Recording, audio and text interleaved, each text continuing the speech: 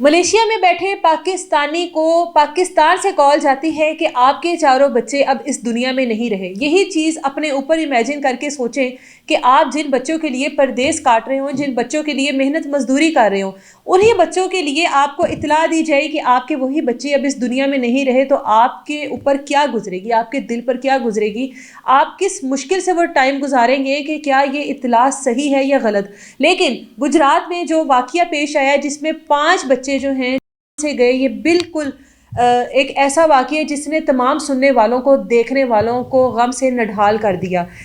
माँ जो है बीमार होती है और अपने चारों बच्चों को ये कह कर जाती है हॉस्पिटल कि मैं अस्पताल जा रही हूँ चेकअप के लिए। बच्चों को साथ इसलिए नहीं लेकर जाती कि सर्दी की शिद्दत ज़्यादा है, कहीं बच्चे बीमार ना हो जाए।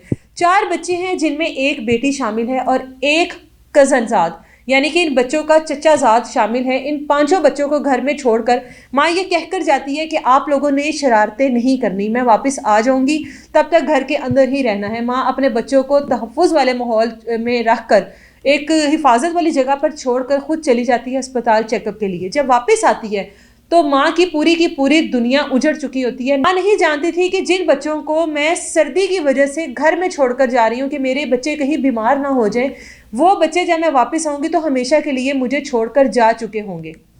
होता क्या है, 5 बच्चे घर में मौजूद हैं, वालदा नहीं हैं, बच्चे शरारतें कर रहे हैं, कोयले जलाते हैं खुद को सर्दी से बचाने के लिए कि कमरे में गर्माइश हो जाए। कोयले जलाने के बाद खेलते कूदते रहते हैं, जो प्रॉपर एक अंगीठी जलाई जाती है, और उसके बाद खेल कूद कर थक हार कर बच्चे सो जाते हैं। जब बच्चे सो जाते हैं तो कमरे में ना तो कोई खिड़की मौजूद है और ना ही कमरे के अंदर कोई दरवाज़ा ऐसा खुला है कि जिसमें से वो कोयलों का जो धुआं है, जो एक प्रॉपर गैस बनती है, वो बाहर निकल सके।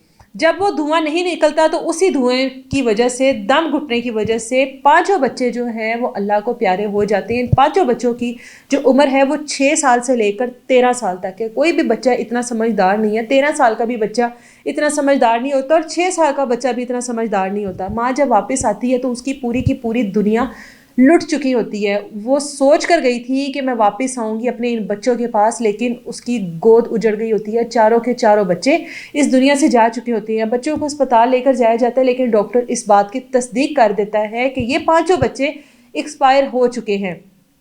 अब वालिद को जब ये फ़ोन गया तो वालिद भी इसी कश्मकश में होगा कि कहीं किसी ने मेरे साथ बेहुदा मजाक तो नहीं किया, कहीं कोई मेरे साथ इस तरह का कोई मजाक तो नहीं कर रहा कि जो मेरे बच्चों के बारे में इस तरह की बात कर रहा है। लेकिन ये एक हकीकत थी और हर सुनने वाला इस दुख को महसूस कर सकता है कि एक औलाद का दुख किस तरह का होता है।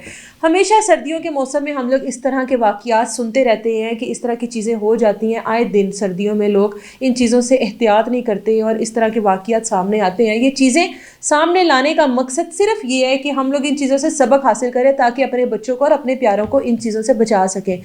अल्लाह इस फैमिली को सब्र दे, इन माँ बाप को सब्र दे जिनकी पूरी की पूरी दुनिया उजड़ गई है, जिनके आंगन के जो 4 फूल थे वो मुरझा गए हैं, वो ख़त्म हो गए हैं। अल्लाह ताला इनको सब्र दे और हम सबको इस चीज़ से सबक दे कि हम लोगों ने किस तरह अपनी हिफाजत करनी है। इजाज़त दे मुझे, अल्लाह हाफ़िज़।